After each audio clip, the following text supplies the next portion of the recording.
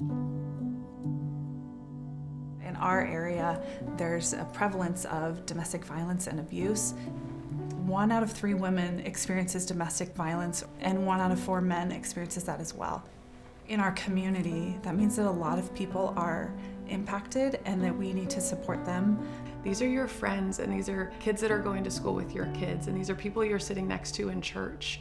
Understand they might be struggling. Learn about the resources that we have at One Safe Place and bridge that support anytime you're able to. Offer to come with them to our building and receive our services. One Safe Place serves victims across a continuum of violence and maltreatment, which includes sexual assault, domestic violence, human trafficking, elder abuse, and other forms of community violence. When there is someone in our community who's impacted by some sort of violent crime, we want to be a resource for them. Before I started working at One Safe Place, I had no idea the needs of survivors. They're vast, they vary, and so that initial case management is where the advocate is facilitating where they need to go, whether that's legal services, applying for benefits, therapy options, emergency shelter. We're trying to empower them on whatever journey they're on. Our crisis hotline is open 24/7. We're getting about 8 to 10 calls per night. Sometimes it's the only time that they feel safe to be able to call. Sometimes we receive calls for people calling for their friends that need help. If someone is going to the hospital for either a domestic violence or a sexual assault and they want an advocate to come with them, we will absolutely meet them at the hospital. We'll stay there with them throughout the entire process. We then bring them a sexual assault response bag because oftentimes their clothes are going to be taken for evidence. So we bring them a bag that has a change of comfy clothes. They are going to be treated with compassion, with dignity, with no judgment. Being able to have somebody walk that victim through and assist them through that process is very beneficial. One, they've gone through such a traumatic event, but then also to try to navigate the justice system is very difficult, especially for somebody that's never been through that.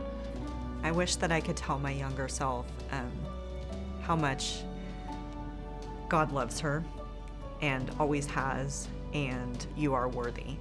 That there are people out there who aren't going to judge them. There are resources that can help them, like One Safe Place.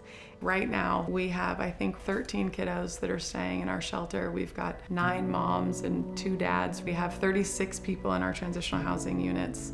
24 of those are kids, right? I'm a person who loves data and outcomes, but we've learned that systemic change takes decades to really fully understand the impact. The healing part is the hard part, is the long road. And that's probably the part that I'm most proud of, is how our organization has built that piece of it.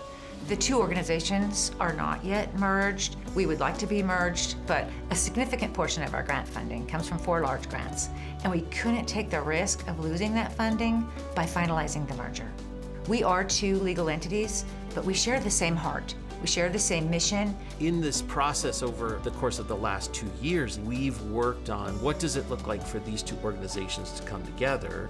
We've really had mission for the work and care for the team be central and really by both boards. And that's a part of what made it work because we were unified in that. A situation that stands out to me that I think really highlights the partnership between One Safe Place and the Children's Legacy Center is when there was a minor victim of human trafficking who presented to One Safe Place.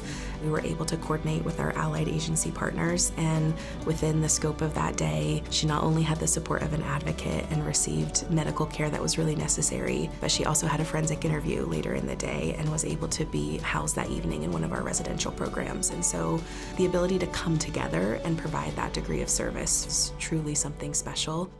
Our community understanding truly what we do and how they can come alongside it is one of the best things because your role matters. It doesn't always have to look like money. It can look like volunteering. It can look like donating time, and it can look like writing a check financially.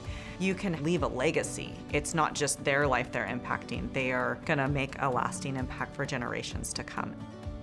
The reality is One Safe Place would not exist if it weren't for donors who believe in the work.